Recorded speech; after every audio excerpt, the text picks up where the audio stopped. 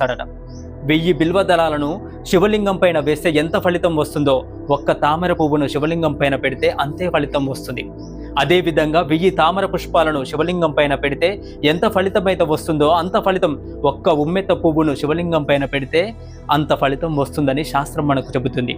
1000 జమ్మి పువ్వులు శివలింగం పైన పెట్టి పూజిస్తే ఎంత ఫలితమైతే వస్తుందో, ఒక్క తుమ్మి పువ్వు పెడితే అంత ఫలితం వస్తుందని చెబుతున్నారు. పరమేశ్వరుడికి తుమ్మి పువ్వు అంటే చాలా ఇష్టమట.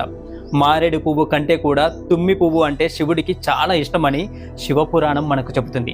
శివుడికి తుమ్మి పువ్వు ఎందుకు ఇష్టమనే దానిపైన శివపురాణంలో ఒక కథ కూడా ఉంది. పూర్వకాలంలో ఒక ఆటవికుడు అడవిలో వెళ్తూ ఉన్నాడు.